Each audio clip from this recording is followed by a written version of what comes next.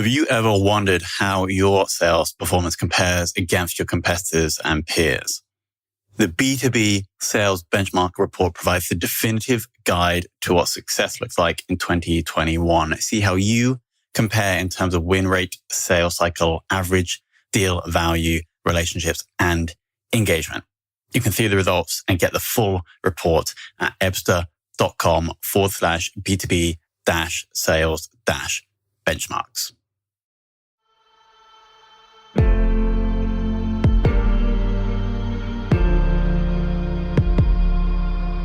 This is Sales Ops Demystified, the number one most downloaded podcast in sales operations. We invite the brightest minds in sales operations onto the show to deconstruct the why, what, and how behind rep productivity, forecasting, metrics, and all things revenue. This podcast is brought to you by Ebsta, the leading customer engagement platform for Salesforce.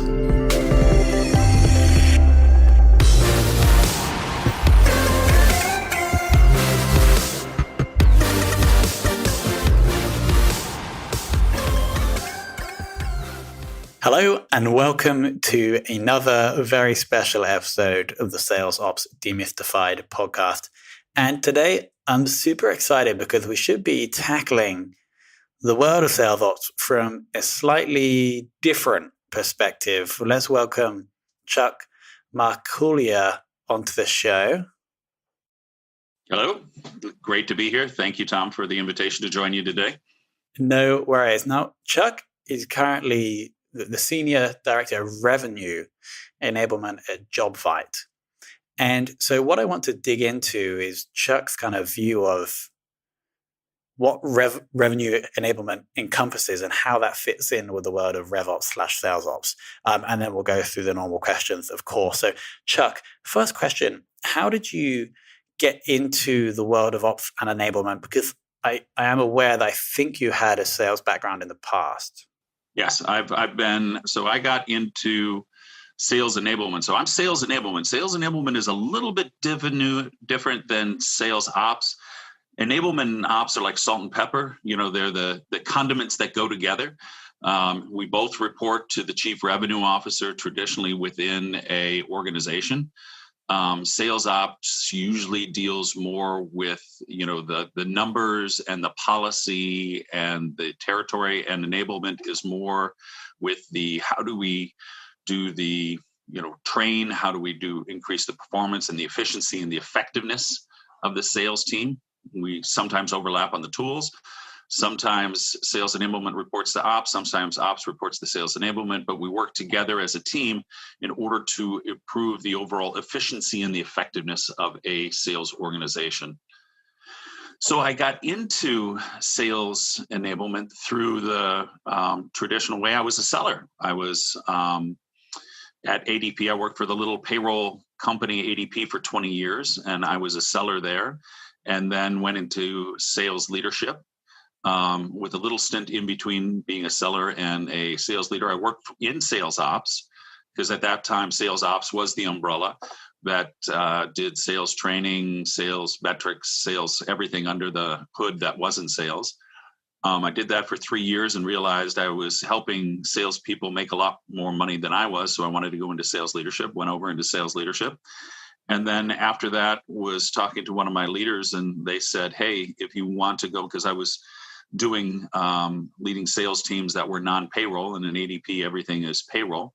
And if you want to become a VP in our organization, you have to have some experience building payroll people. So I went into the development side of the organization, the sales enablement side, and found that I absolutely loved it. And had an opportunity to do leadership development with them, meaning build sales leaders, and did that for a little while before spinning out and doing some other enablement kind of things with some other pre-IPO organizations. So my track record after being a sales leader has been really on the sales enablement side.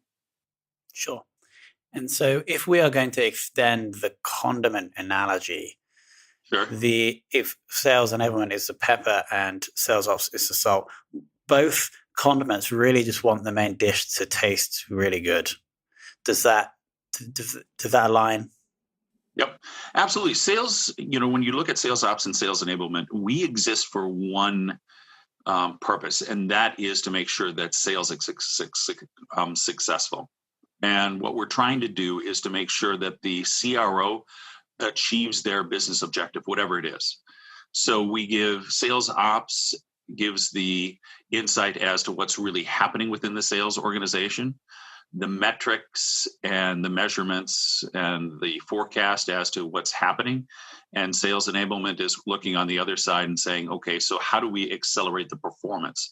What are the learnings for the existing salespeople? What is the talents and the skills that we need to bring into the organization in order to achieve those objectives, whether they be short-term or long-term objectives? Awesome. Now let's zoom in to today. Could you share just the high-level view of the current tech stack you're running, just to give context to the audience? Sure. Absolutely. So I've just recently come into Jobvite, and Jobvite's overall tech stack, of course, is anchored on Salesforce as our main CRM. We use ZoomInfo as a data research engine. Along with that, we use LinkedIn Navigator in order to be able to find, details on information along with ZoomInfo. We use HubSpot as a sequencing tool along with our marketing engine, Gong as a call recording and a deal insight tool along with Deal Hub. So those are our main anchor tools that we're using. Awesome. Sounds like a very solid foundation. The next question is really looking at, well, I assume you actually came into the organization when things were pretty remote. And so I assume you haven't seen kind of the before and after. But it would be good to get your view of how the organization is adapting to selling remotely since you have joined. Yeah, Jobvite's sort of an interesting organization. Jobvite was about just a little under 18 months ago. K1 Investments came into Jobvite and actually bought 4 companies and brought them together under the Jobvite banner. And so you had 4 companies from different parts of the United States that were brought under the Jobvite banner and then was going through a consolidation. So they were by necessity remote and then undergoing a consolidation into a hub within Indianapolis. And so they had a remote aspect that they were looking to bring into a centralized hub. So there were always going to be parts that were remote. And then COVID hit. And of course, there was the continued remote aspect. And people were stay at home or even from their homes going back to, other parts of the country from the office areas in order to be able to continue to work because no one knew how long this was going to take. So, we're seeing all the way across the United States, whether it's Jobvite or other organizations, that people are effectively working from home. All the way around the country and trying to figure out how do we work in an organization that is now pretty dispersed. And it's all about now communication and connection. How do we take people with these functions where we're used to just sitting in cubes and turning our head and saying, hey, Tom, what are you doing over here? How do you solve this problem? How do I pass this off to you? And now getting connected with that person sharing work. How do we collaborate? How do we think about things? How do we pass and get advice, on an instantaneous, almost near instantaneous basis? And so, can you share just one thing maybe that you've seen happen or you have suggested happen to help with that collaboration, especially in the sales team? Well, one of the things that we're seeing in the sales team is that.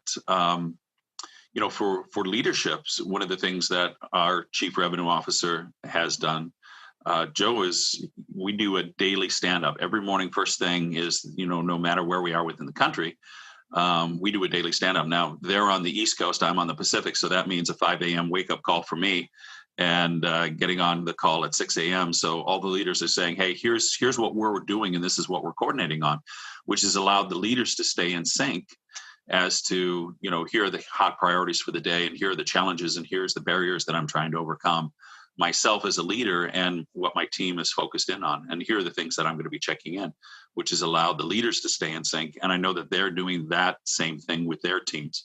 So instead of having longer meetings, we're doing, short stand-ups and cadences of 10, 15 minutes of saying, hey, here's what's going on, here's what I'm seeing, here's what my blockers are, and here's what I'm going to be coordinating.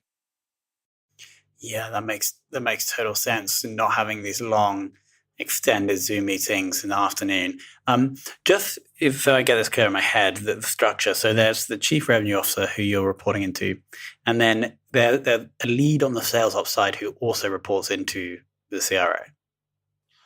In our case, this head of sales ops or the head of revenue ops actually reports into the head of operations, which is a little unique in SaaS. So I report as sales enablement, revenue enablement into the CRO for new sales, and the head of revenue operations reports into the head of overall ops.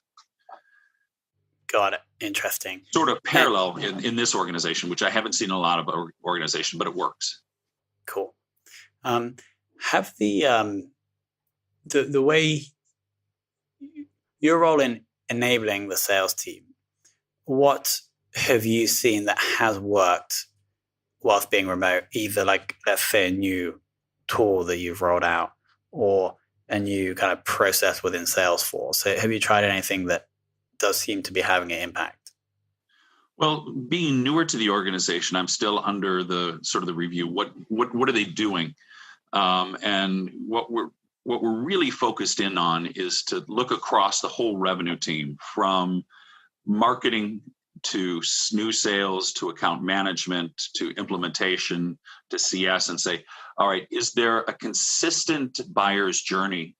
And when a buyer comes in, what is the look and feel? Because when you come in, Tom, if you were to come into Jobvite and work with our organization, you don't care who you're talking to. Or, from the time you hit our website to talk to a salesperson, to an implementation person, to get that support, you really don't care as a buyer. You just want good service. You want to get your problem solved. You want a great piece of software to take care of you. And you want to work seamlessly throughout the organization. And it's up to us to make sure that we coordinate everything behind the scenes to make sure that that journey, that process, that look and feel is seamless.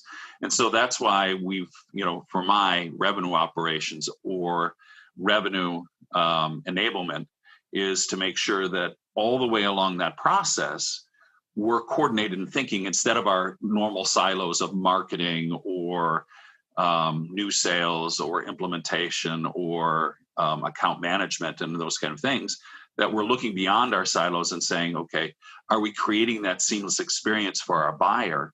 And are we creating the processes needed so that when Tom comes to Jobvite, he gets that and he knows that he's going to be taken care of, so that we can do that better than any other alternative that he could look at in our category.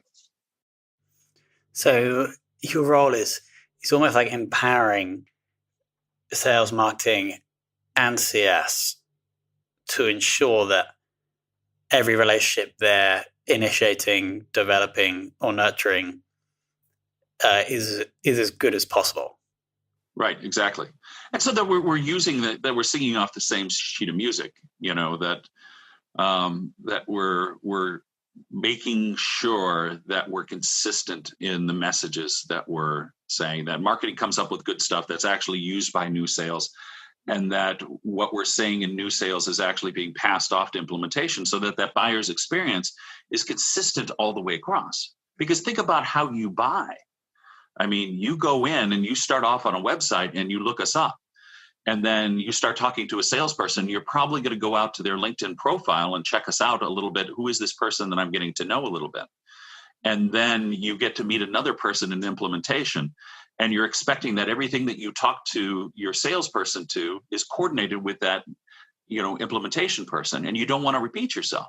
So think of all the systems that in the background, no matter where you put that information in, flows all the way through and is coordinated for that consistent experience. And simple say, but hard do. And we have to make sure that we're thinking about it on a leadership team, that we're creating all of the learning, and we're creating all of the systems that make all of that stuff happen seamlessly, so that you as a customer coming into our organization don't have to worry about that. And so We've got to train our people to actually pass the information on. We've got to make sure that we're collecting the information for the next person so that that goes all the way through, that everybody can do their job when it comes through. And we've got to measure that it's actually happening. And that's where enablement and operations have to pair together to make sure that those things are being looked at, passed on, and coordinated. Sure. Are there metrics you can track to see how you are progressing with that consistent customer experience? Well, there's the traditional metrics of, satisfaction, where you say, all right, how did we do? Because customers will be vocal, but unfortunately, customers are going to be more vocal when you do it wrong than when you do it right. But you can look at things along the way on behavior. Are they responding? Are they setting up utilization of your systems and your processes? Are they implementing on time? Are they fully utilizing? Are they getting up to speed with the amount of volume that you had expected or said that they would put onto it? Those are great indicators whether you're satisfying the customer or not. Got it. So it's more looking to the customer for them to inform us on how their experience has been. And over time, in theory, that would improve as you align all these different departments. Well, yes. And as well as, are the customer actually using your tool? If they don't, it's a real vote for your tool if they don't actually implement it, or they don't actually put their people or train their people on it and use it. If they put it on the shelf, they're voting by not using you as well, right? Got it. So not only looking at what the customers are saying, but also what they are actually doing, and are they using behavioral tools? Yeah, which is actually probably a bit more reliable than what they say. Because when it comes to renewal time, within SaaS, we don't make money until they renew, right?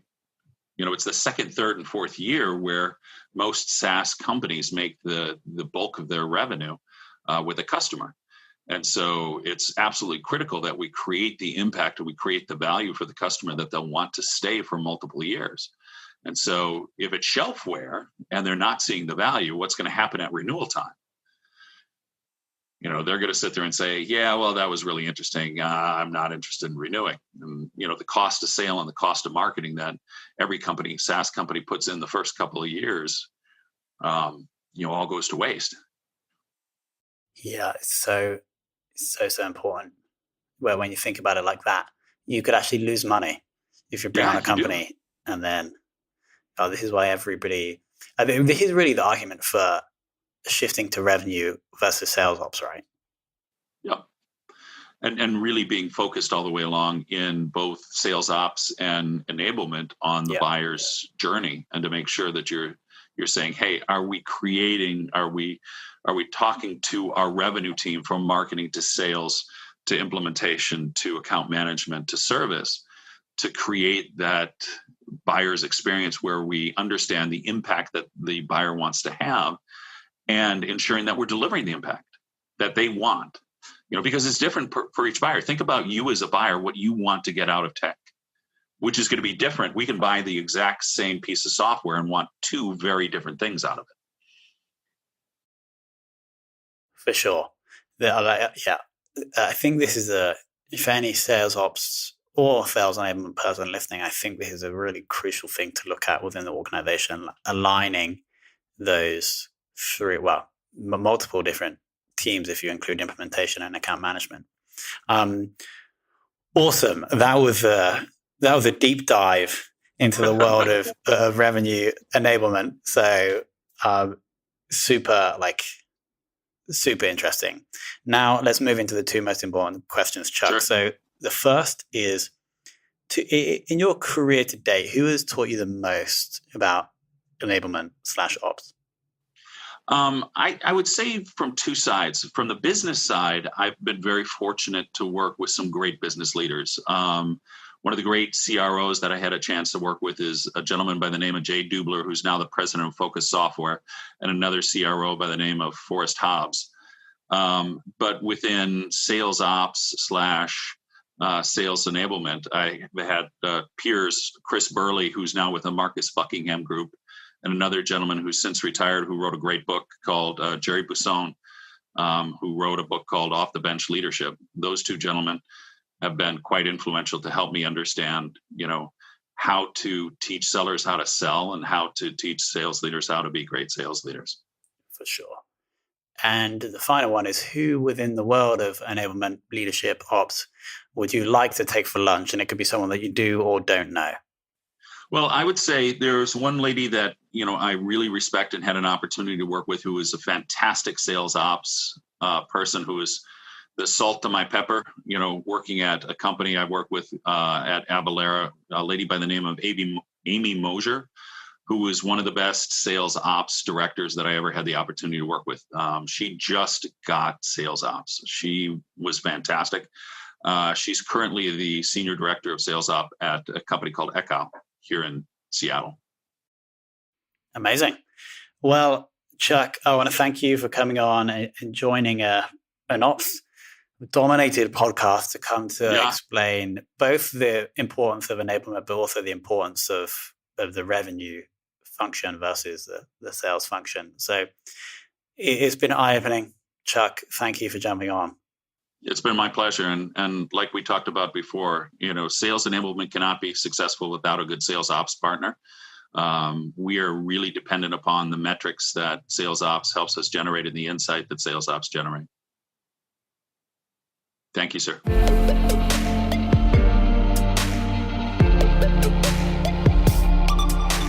Thank you for listening to this episode of the Sales Ops Demystified Podcast. If you are listening on a podcast listening application, then please subscribe, rate, and review. And if you have any questions about the show, if you know a guest, or if you have any questions about sales operations, just hit me up at tomhunt@ebster.com. That's tomhunt@ebster.com.